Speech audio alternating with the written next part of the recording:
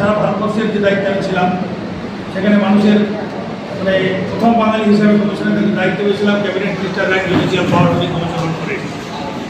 সেখানে সমস্ত প্রথাগত নিয়মের বাইরে গিয়ে আমি সেই কমিশনটাকে একটা মানুষের সেবার কাজে লাগিয়েছিলাম। হাজার হাজার মানুষ লাইন দিয়ে দাঁড়াতে, কোনো নেতা লাগবে না, কোনো মন্ত্রী লাগবে না, যে কেউ আমার কাছে আসতো তার জন্য আমি ব্যবস্থা করতাম। আমিও চাইছি, যেটা এর আগে ইলেকশনের আগে বলেছিলাম, যে জামালপুর বিধানসভাকে পশ্চিমবাংলায় মডেল বিধানসভা পরিণত, এবং যে মানুষ আমি বলেছিলাম জাতি, ধর্ম, বর্ণ, রাজনীতির ঊর্ধ্বে কেটে বিধায়ক অফিস আজকে এই সরকারি জায়গায় বসিয়ে প্রত্যেকটি মানুষের কে পড়াচ্ছে, কে নাচছে, কাউ আমি দেখছিলাম। তার যা সমস্যা আছে, এক একটা কেস দেখে মানে অবাক হয়ে যাচ্ছি। এর আগে কি একটা সরকার ছিল না কী ছিল আমরা বুঝতে পারছিলাম না।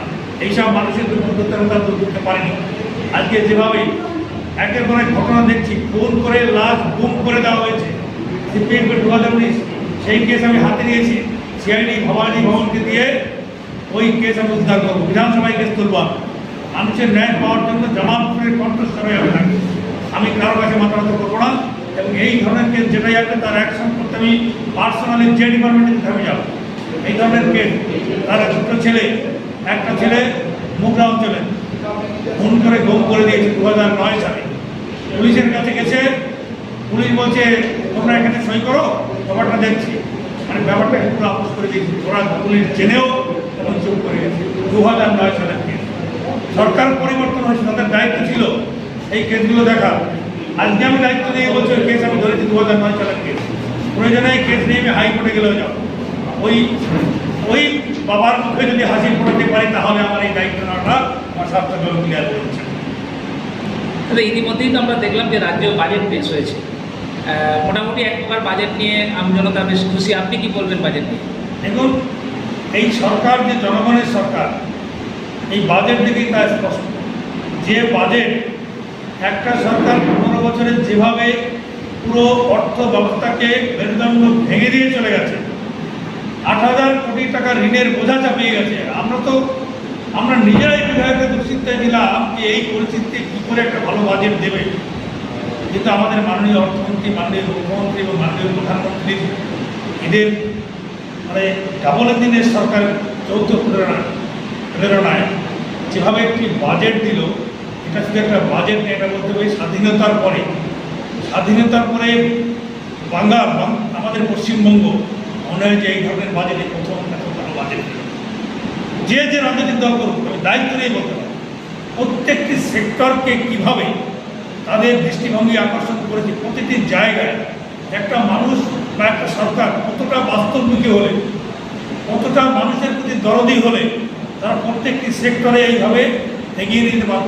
সরকার তো চাইলে আরামসে বলে দিতে পারতো যে আমাদের 8,000 কোটি ঘাটতি আছে, এখন তো সরকারের সামনে কোনো ইলেকশনও নেই, সেই 5 বছর পরে ইলেকশন হবে, অনেক কিছু করতে পারবো। একটা জনদরদি সরকার মানুষ যে উপহার দিয়েছে, এই বাজেট তার প্রতিফলন। এবং এতে সারা পশ্চিমবাংলার মানুষ যে সোনার বাংলা চেয়েছিল, সোনার বাংলা দেখতে পাবে।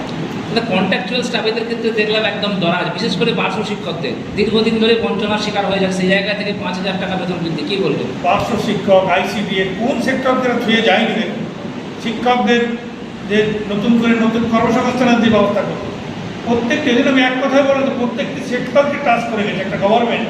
এরকম প্রতিকূল পরিস্থিতির মধ্যে দাঁড়িয়ে যেভাবে প্রত্যেকটি সেক্টরকে তিনি আমাদের মাননীয় মুখ্যমন্ত্রী অর্থমন্ত্রী উপহার দিয়েছেন, এটা নজিরবিহীন, এটা স্বাধীনতার পরে অভূতপূর্ব বাজেট। এই বাজেট নিয়ে বিরোধীরা পর্যন্ত সমর্থন করতে বাধ্য হচ্ছে। দাদা, শেষ একটা প্রশ্ন করি।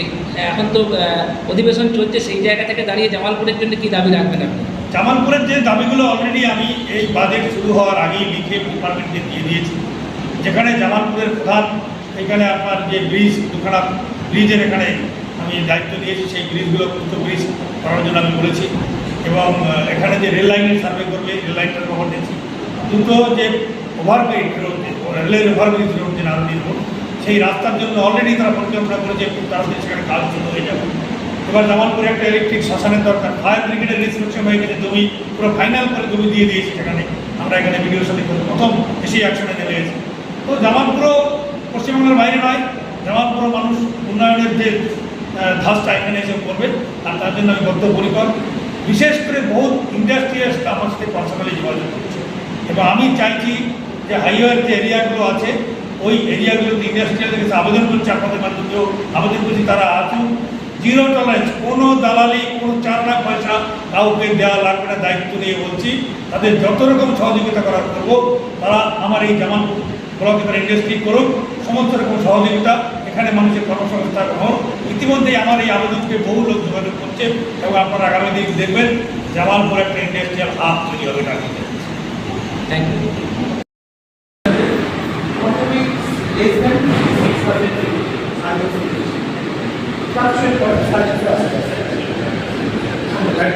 Like 12 আছে